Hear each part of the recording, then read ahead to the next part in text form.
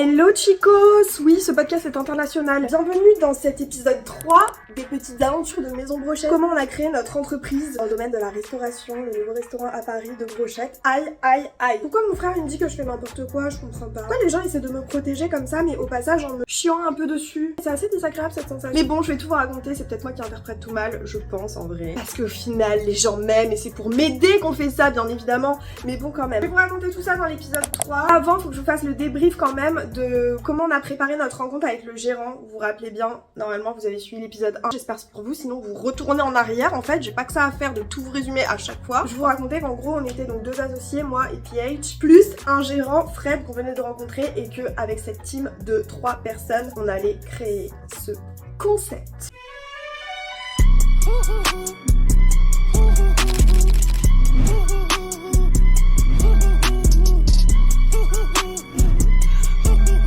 On avait fait un premier rendez-vous de rencontre avec lui, on en avait fait un second une semaine plus tard dans lequel on avait plus expliqué le projet, le travail qui avait été fait jusque-là, donc sur le menu, les prestataires qu'on avait rencontrés, les décisions qu'on avait à prendre. Et je vais reprendre ça avec une parfaite image de où on en était à ce moment-là. On avait fait une petite présentation, un petit PDF déroulé de 10 pages avec 10 titres, donc le menu, formule, les réductions, quel type de boisson, les heures d'ouverture qu'on imaginait, où on en était pour le chef, sachant qu'on venait de le perdre, qu'est-ce qu'on imaginait pour la distribution, la vente à emporter, les partenariats Uber Eats, etc. Le système de caisse, quel prestataire on envisageait, le marketing, l'étude de marché, le local, le statut et le financement. Je pense pas que... Wow. Ok, c'est pas grave. J'avais voulu faire un truc de youtubeur genre avec la petite lumière. Donc je vais reprendre un peu tout ça, à commencer par le menu. On imagine une carte, je vais vous montrer la tranche de la carte, alors avec un marketing fait par moi-même. Donc on imaginait que des brochettes sous format un peu bar à tapas. Pas les grandes brochettes de barbecue de 40 cm qui coulent partout. Le but c'est d'avoir un format de 15 cm. Avec 4, 5, 6 brochettes, on est déjà un repas complet. En brochette froide salée, on imaginait l'accordéon chips, la salade grecque, poulet mariné à la Provence, saumon mariné, sauce citron et grenade, crevettes, mangue, sésame, jambon ibérique, figue d'automne, tomates cerises, mozzarella. Après on a les brochettes chaudes, l'accordéon courgette paprika, chou-fleur rôti aux champignons de Paris, végétarien, la meilleure bœuf fromage. On a mis la meilleure bœuf fromage parce qu'à l'origine on avait toutes celles qu'on aimait bien mais qui s'assimilaient plus à ce qu'on pouvait trouver chez les traiteurs asiatiques, genre poulet teriyaki, la fameuse bœuf fromage et tout. Et on voulait un peu se séparer de cette image là pour créer notre concept plus à la française, etc. Donc pour ça on a mis the best bœuf fromage. Falafel tahini, falafel frit avec une petite sauce au yaourt grec, tahini et menthe, végétarien. Petit chèvre pané, arancino, risotto aux pleurotes panées fourrées au comté. Ça je pense que ce serait ma préférée dans cette carte qui ne se réalisera jamais. Bavette à l'échalote, cordon bleu truffe. Sachant que la carte au fur et à mesure des saisons, on prend un chef qui crée la carte pendant une semaine, qu'on paye sous forme d'honoraire, il n'est pas salarié de la boîte. Il crée la carte avec toutes les fiches produits et après tous les 3-4 mois on le reprend pour updater la carte en fonction des saisons. Par exemple en plein hiver on imagine faire la raclette. Avec tout ça on se disait il faut avoir un side, un accompagnement à côté. Parce que même au niveau de la rentabilité, quasi tous les concepts, ils ont un produit en plus ou intégré dans la nourriture, qui est soit du riz, soit des pâtes, soit du pain, par exemple pour les sandwichs, qui en fait coûte vraiment pas cher, qui permet aux clients de pas ressortir avec la faim et qui du coup crée aussi la rentabilité du produit. Par exemple les sushis c'est très cher, mais en fait 50% du produit c'est du riz qui coûte presque rien et qui cale le ventre, ce qui fait qu'on a plus faim, ça coûte pas cher, du coup ça fait que le sushi est rentable. Les brochettes, le problème c'est que du produit brut. Enfin, le jambon ibérique, figue d'automne, tomates cerises, mozza, il y a rien comme produit pas cher qui va caler le ventre. Donc comme side, on se disait on peut faire des frites, mais déjà ça nécessite de faire tourner une friteuse en permanence. Et nous déjà sur toutes les brochettes, on imagine avoir un système le plus fonctionnel possible. On imagine rendre la cuisine indépendante de la vente. On aurait une cuisine à part, avec un cuisinier à part qui prépare les brochettes qui ont une durée de vie de 2 ou 3 jours, qui les met sous vide. C'est PH qui me disait ça, moi je disais mais c'est pas bon, mais enfin, je croyais qu'on faisait de la qualité, on peut pas faire des trucs sous vide. Pour moi ça voulait dire le truc pourri quoi. On me dit mais si, mais 80% de ce qu'on bouffe c'est sous vide, c'est en mode de conservation, ça altère pas du tout la qualité. Donc ok, sous vide. Et là le fait de faire un side frites, du coup ça nécessitait justement de re-rentrer dans ce concept de fait minute, enfin, une friteuse qui tourne en permanence à gérer avec quelqu'un limite dédié à ça. Ça aurait été un peu compliqué. Du coup on a eu l'idée, pour correspondre un petit peu plus à notre positionnement à la française, de faire en side des petites baguettes avec mini ficelle emmental, sac à le ventre. En plus il y a des trucs moi personnellement que j'aime bien manger avec du pain. Par exemple moi si je prends le comté abricot confit, je vais trop aimer le mettre sur du pain et me faire genre mon mini sandwich. Je suis partie sur ça niveau carte. Surtout les plateaux brochettes, parce que le but c'est aussi que quand on a une soirée et qu'on veut prévoir un truc un peu sympa, un peu quali, on est chez soi avec des potes, on fait pas à manger et on en a marre de prendre des sushis ou du picard, bah là on peut prendre des plateaux brochettes, plateau de 30 brochettes, 3 brochettes gratuites en supplément, plateau de 50 brochettes, 6 brochettes offertes en supplément. On va voir pour la licence alcool ou pas, juste, enfin moi juste j'imaginais tellement des soirées brochettes champagne en fait. Le gérant nous disait que la licence en fait c'était pas très cher, ça coûtait 500 € et 3 jours de formation en gros pour apprendre à pas entraîner les gens dans l'alcoolémie.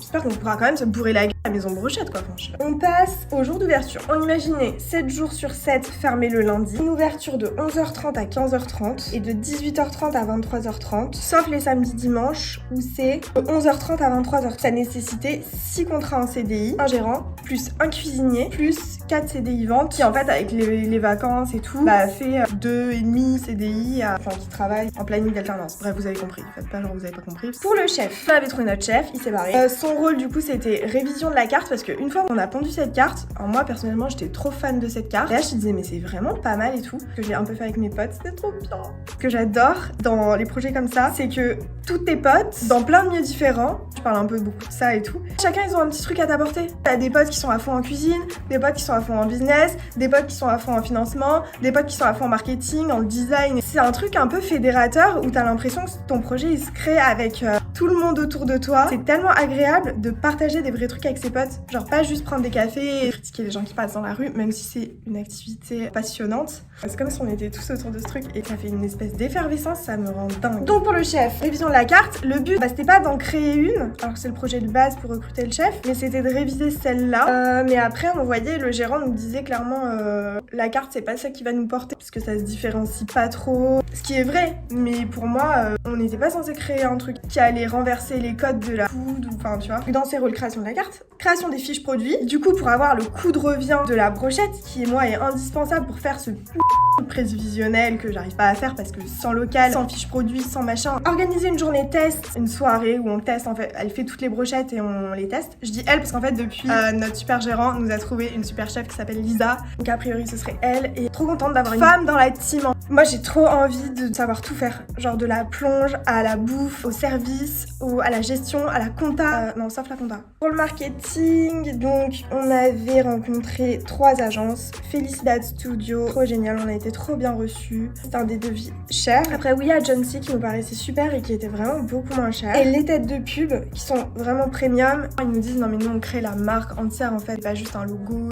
Il y a une vraie étude sur le positionnement pour créer une vraie marque quoi. Et comme c'est un peu grâce aux têtes de pub qu'on a trouvé Frederick et que moi j'ai eu un super feeling avec le mec qui m'a présenté la boîte, j'ai trop envie qu'on choisisse ça. Parce que je convainc PH mais... Gestion de l'influence et des réseaux sociaux, 2 boîtes. Et au final on a rencontré une boîte qui est Emblem. C'est la boîte qui gère tous les réseaux des influenceurs de la food, enfin tous. Je pense que c'est vraiment le numéro 1 sur le marché parce que j'en ai pas vu vraiment d'autres. On a été reçus par eux mais tellement bien. Genre t'arrives, trop bonne ambiance, que des jeunes trop stylés, qui aiment tous leur taf et tout. Enfin c'est un peu l'image que ça m'a fait. Ça a coûté vraiment moins cher que ce que je pensais, le forfait. Une formule entre 300 et 400 € par mois pour pouvoir être sur leur plateforme d'influence où les influenceurs food qui sont sélectionnés par eux, avec certains critères, qui vérifient que c'est bien des vrais influenceurs. Eux, ils peuvent manger gratuitement avec un +1 dans le restaurant. Ils sont pas rémunérés en plus. Ils peuvent manger gratuitement et ils sont obligés de faire soit un réel, enfin Reels. D'ailleurs, je découvre qu'on disait Reels apparemment, parce qu'ils disaient que ça. Moi, j'étais comme oui, les réels et tout, ouais, d'accord. Ou 3 stories. Et sinon, il y a une formule entre 700 et 800 par mois, où en fait, en plus, ils font aussi toute une partie réseau social, où ils aident à créer le feed Instagram, enfin à faire les campagnes de publicité, tu sais, les challenges sur TikTok, Insta, tout ça. Et nous, on part plus sur la première option, qui en fait est les influenceurs et les créateurs de contenu. Les créateurs de contenu, eux, ils vont pouvoir manger gratos, et en échange, ils vont faire une vidéo quali, tu sais, les vidéos filmées avec du bon matos, qui défile et qu'on peut s'approprier, republier dans notre page, utiliser. Donc nous on pensait plus la première option où on a accès à ces deux là, les influenceurs et les créateurs de contenu. J'étais in love d'Emblem, in love. Du coup on va même pas rencontrer l'autre Barracuda qui est plus spécialisé dans les réseaux sociaux, mais je pense que niveau coût de toute façon on peut pas prendre emplacement numéro 1, plus Emblem à balle, plus Barracuda, plus la boîte de marketing super chère, ça fera trop de pubs, trop de demandes et après derrière faut les produire. Imagine t'as XXX brochettes par jour à produire et en fait t'es pas en capacité de les produire parce que t'as trop fait de pub, ce sera inefficace. Sans pub, Ces sublimes boucles d'oreilles sont créées par une amie qui s'appelle Julie Tyrannos, qui fait des créations d'objets et de bijoux. Artiste à booster car elle se lance. Études de marché. Il y avait 3 options. Soit on prenait un cabinet spécialisé en études de marché. Là on a vu dans la restauration Gira Conseil. Ils nous ont super bien expliqué la chose et tout. Le but de l'étude de marché, c'est de... Je vais tellement mal le dire, c'est moi d'avance. Construire un positionnement et une image de marque, définir le marketing mix. J'ai besoin pour ces de prévisionnel, c'est de connaître le ticket moyen du client et le nombre de ventes potentielles par jour. Mais ça se fait en fonction de ton local et la rue de ton local. Tant qu'on n'a pas trouvé le local, ça sert à rien d'acheter une étude de marché sur Paris où en fait d'une rue à une autre, ça va être complètement différent. Donc ça c'était la solution numéro 1. Solution numéro 2, c'est une junior entreprise. Donc moi je viens d'une école de commerce qui s'appelle GEM à Grenoble, que j'aimais trop. Le prix moyen de cabinet spécialisé, on va dire c'est entre 5 et 7 000 balles. Pour une junior entreprise, c'est entre 1500 et 3000 euros on va dire. En gros c'est le même boulot mais fait par des étudiants qui participent à des associations, dont une qui s'appelle la junior entreprise, qui fait des études de marché. En fonction des étudiants sur qui tu tombes, t'as une chance sur 2 quoi. Troisième option, le faire avec ses petites mains et son petit cerveau, et des ressources sont gratuites sur les données statistiques, par exemple Xerfi ou Eurostat. Tu fais toi-même ton étude sur les terrains. Tu vas dans les boutiques autour de ton local, tu regardes combien c'est le poignet moyen, tu regardes, tu sais, en bas du ticket, des fois t'as le numéro de commande à la journée, et du coup tu sais à la fin du service combien de tickets ils ont fait. Donc clairement nous, et grâce au gérant, on va opter pour la troisième option, parce qu'il m'a dit l'étude de marché clairement on l'a fait quoi, c'est pas de la magie, ça va le faire. Et par contre c'est trop triste, je dois envoyer tous les messages, par exemple à Gira Conseil là, désolé du coup on va faire sans vous. Alors que moi je suis tellement enthousiaste, en plus quand on me présente les trucs, les gens ils doivent trop se dire c'est bon on a vendu quelque chose, et c'est juste que je peux pas ne pas être enthousiaste, genre la blaser, genre c'est cool, ouais non pas convaincu. Parce qu'à chaque fois en plus je trouve ça cool vu que je découvre quelque chose, mais faut que je sois plus tamisée, parce qu'après j'ai encore plus de mal à dire désolé du coup on va pas collaborer avec vous et tout, ça me fait trop peine. D'ailleurs c'est dans ma to-do et je vais tous les faire en même temps, comme ça ce sera mon travail émotionnel de la journée. Pour l'emplacement, on lui a sorti le local qu'on imaginait qui était disponible à la vente, sachant que vu qu'ils partent vite, ce sera pas disponible dans le futur, mais voilà, c'est pour donner une image de ce qu'on voulait comme en termes de local. Sur les emplacements cibles, Montorgueil, rue Turbigo, rue de Montmartre, donc en gros Châtelet quoi, rue Saint-Denis, Bastille, rue du Temple, Marais, Grand Boulevard, Saint-Germain. Et là, le local qu'on avait trouvé, situé à Montorgueil-Saint-Denis, mon rêve, métro Étienne Marcel, autour il y avait que des trucs de bouffe. Le loyer c'était 5500 € par mois, honoraire 21 000 €, et surtout pas de droite au bail, pas de porte. Et on imaginait du coup à ce moment-là un local avec la cuisine à l'intérieur. Au final maintenant on a l'impression que c'est mieux de mettre la cuisine en location à l'extérieur, parce que maintenant il y a plein de labos de cuisine partagée qui sont loués et qui permettent en fait d'amortir à fond ton local que tu vas payer en emplacement numéro 1 super cher, optimiser en fait chaque mètre carré de ton local, d'avoir ta cuisine à moindre coût avec tout l'équipement dans lequel tu n'auras pas besoin d'investir parce qu'il est déjà sur place et tu le loues. Et surtout tu auras aussi 2 points de vente pour les livraisons. Et pour l'approvisionnement, du coup ça s'approvisionne au local qui est peut-être un peu excentré, donc moins de bouchons, de galères quotidiennes pour les fournisseurs, plus d'accessibilité. Et après vu que c'est que des plateaux brochettes du coup sous vide, l'approvisionnement de la cuisine vers le local, ça se fait en une fois quoi, pour tous les produits finis. Dernière petite page, statut financement, il y a 4 mots: forme de société SAS, PH et Lara apporte 100% des fonds propres, du capital, intéressement gérant à définir ensemble.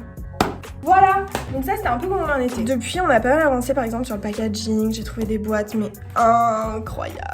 Plein de petites choses comme ça. Là les prochaines étapes c'est quoi? Rencontrer le gérant. On va le rencontrer la semaine prochaine, en fait la semaine prochaine c'est ce week-end et du coup il avait un shooting food. Il a pas pu venir, trop triste. Donc j'espère que ça va arriver très vite. Et surtout il y a eu un point un peu compliqué de mon côté parce que je me suis dit, au bout d'un moment le gérant nous dit je peux vous envoyer un petit contrat pour le travail à réaliser avant ouverture, parce que en vrai c'est du boulot. Donc génial en fait, ça veut dire que le mec veut travailler avec nous et tout, ça devient réel et c'est génial. Et après il nous envoie sous forme de petit contrat la proposition qu'il envisageait. Alors moi je t'ai fait une panique à bord parce que j'étais dans le train en plus, parce que c'était pas du tout en termes de montant ce que j'imaginais. En plus il nous disait à commencer 5 jours après son message, au premier paiement au premier du mois. Donc ça veut dire en fait on a commencé à payer des milliers d'euros à quelqu'un dans 5 jours, alors que le mec on l'a jamais rencontré, qu'en plus il vit pas à Paris.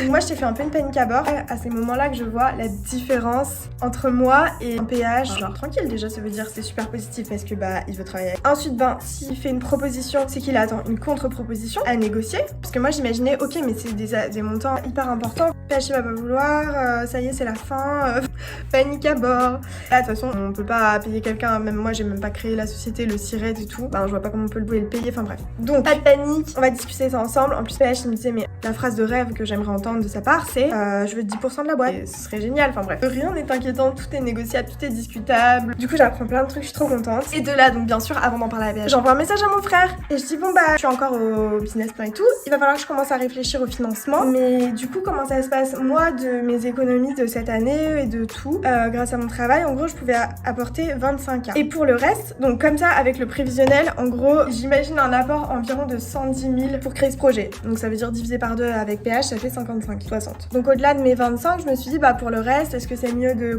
faire un prêt au nom de la société, un prêt personnel, vendre des actions ou un mix des trois. Donc je lui envoie un message comme ça. Déjà comme à chaque fois, il me dit t'as fini le business plan? Non, j'ai pas fini le business plan parce que le business plan il dépend du gérant qui va ça dépend du local, ça dépend de la chef qui va créer les fiches produits avec le coût de revient de la brochette, ça dépend de tout en fait. Du coup comment tu veux que je crée le business plan? Enfin je le fais au fur et à mesure avec toutes les infos que j'ai, mais il me manque des éléments majeurs et genre la chef elle va pas bosser gratuitement pour m'aider à faire le business plan, enfin tu vois ces gens là faut les payer. Donc du coup c'est pour ça qu'il faut que je commence à réfléchir à l'étape B tout en étant à l'étape A. Mon frère il m'a retourné la gueule. Mon frère il a un mode de communication un peu à lui quoi. Et le pire c'est qu'il a pris sur lui tu vois pour écrire son message, mais bon. Ce que tu veux pas entendre c'est que c'est pas comme ça qu'on monte un business et que faire des choses dans le désordre c'est aller droit dans le mur. Tu veux faire un prêt? Ok. Concrètement tu vas à la banque et tu vas lui dire quoi? J'ai un projet mais pas de business plan à vous montrer, donc vous devez me croire sur parole que le truc est rentable. Les marges, bah j'en sais rien. Le montant à financer, c'est pas très clair. Le besoin en trésorerie, c'est en cours de montage. Non mais franchement, on va te rironner, n'importe quel investisseur te démontrer. Alors, un prêt personnel, on te l'accorderait probablement, mais il faut être un peu maso pour mettre un apport personnel aussi conséquent sur un projet dans la restauration qui pour l'instant n'est pas du tout ficelé. Est-ce comment tu as décidé de la structure de l'entreprise? Est-ce qu'elle est créée la société? Avant de payer quoi que ce soit à qui que ce soit, faudrait peut-être penser à ça. Donc je vais être tout à fait honnête, un des gros problèmes que tu as, comme tous les gens autour de toi, beaucoup trop d'argent que tu peux te permettre de perdre. Et ça, c'est un vrai problème du monde dans lequel tu es. Parce que tout devient achetable, la moindre petite tâche, et qui plus est, rapidement, ce qui pousse à tout vouloir faire trop vite. Donc je vais pas t'encourager à choisir des solutions qui ne sont pas les bonnes. Je ne dis pas qu'elles ne fonctionneront pas parce que l'argent épargne de beaucoup de choses, malheureusement. Je dis que ce ne sont pas les bonnes parce que le cheminement n'est pas le bon. Un projet, ce n'est pas que le résultat, c'est aussi la manière d'y arriver. Donc je veux bien te soutenir si les trucs sont faits correctement, mais pour l'instant, je trouve pas que ce soit le cas, notamment pour les quelques raisons que j'ai distillées précédemment. Donc c'est peut-être pas cool à entendre, mais c'est mon point de vue, d'une certaine exigence comme d'habitude, mais qui j'espère t'évitera une éventuelle mauvaise surprise. Sur le fond de ta question, faire un prêt perso aussi énorme pour ça, c'est plutôt bête et risqué. Vendre des biens mobiliers, ça l'est clairement encore plus. Pourquoi pas hypothéquer ton appart pendant que t'y es? Toujours plus. Donc je ne soutiens ni l'un ni l'autre car aucun des deux n'est dans ton intérêt. Il faut adosser un prêt à la société pour ce genre de choses. L'apport personnel qui selon la structure va définir le capital social de la boîte doit être limité,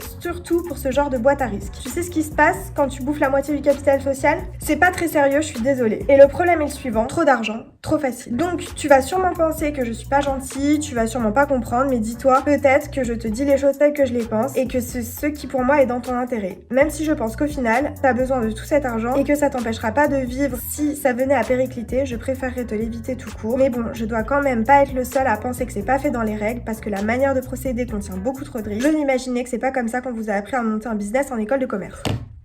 Voilà. Sur my brother, ça m'a mis grave mal parce que déjà ma question, enfin j'ai jamais dit que j'allais à la banque demain, mais bon. Surtout ce qui le dérange, et je sais pas si c'est un bug ou pas parce que moi tout ce que dit mon frère je le prends trop pour un génie et tout, et pour moi il a vraiment raison donc je considère vachement ce qu'il dit. L'autre truc qui le dérange aussi c'est d'avoir une idée et de pas bosser dedans au quotidien, genre juste d'avoir une idée et de trouver quelqu'un qui le fasse à la place et de les payer. Alors pour moi c'est normal quoi. Si tous les gens qui devaient travailler dans le projet devaient investir dans le projet et avoir les idées, bah il y aurait beaucoup moins de boîtes et d'idées de ouf qui seraient créées, non? Enfin je sais pas. Après ce qu'il dit aussi ça m'a fait trop de la... Enfin c'est là où on est vraiment sur deux planètes différentes. C'est est-ce que c'est un projet genre en mode loisir qu'il a l'air de penser, ou c'est un vrai business qui est censé te nourrir à la fin du mois? Enfin moi du coup bah j'ai pas besoin de ça pour être nourri à la fin du mois donc tant mieux. Enfin je sais pas, sois content, mais pour lui ça c'est pas un truc. Il dit pour créer ta boîte il faut faire comme si t'avais zéro argent et comme ça te permet de pas prendre des décisions débiles et de toujours rester les pieds sur terre et tout. Mais genre toujours se saigner, tu vois, négocier des prêts impossibles à la banque. Enfin tu sais si t'as des apports bah tant mieux. Enfin je sais pas, je me dis je commence juste à gagner bien ma vie grâce à mon travail dans une banque. Genre mon bonus et ma participation, je me dis bah au lieu de m'acheter un sac à 2000 balles qui est pas du tout mon truc, bah je me dis je vais investir cet argent là dans un projet. Enfin, pour moi c'est un bon investissement même si le projet est risqué, tu vois. Enfin ce qui le dérange de fou c'est... Attendez. Ah waouh. Ouais, en gros, ce qu'il dit, c'est après, d'un point de vue plus personnel, le montage de ce projet se fait un peu dans le faste de la vie parisienne où tout le monde est blindé, tout le monde a 12 apparts, 2 bateaux, 3 blabla. Pas du tout, mais c'est pas grave.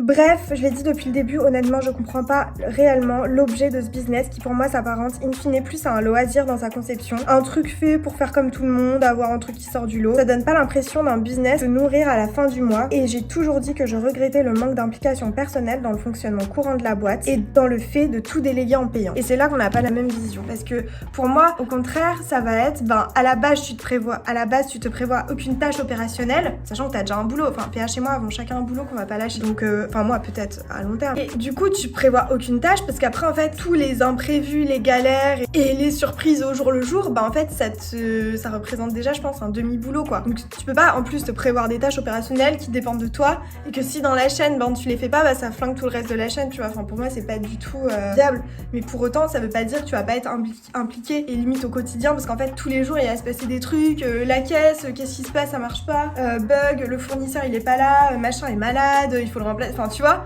Donc voilà où on en est. Prochaine étape, rencontrer le gérant, rencontrer la chef. J'ai juste trop hâte. Et puis voilà. Et je vous tiendrai au courant des prochaines aventures. Et on se retrouve au prochain épisode.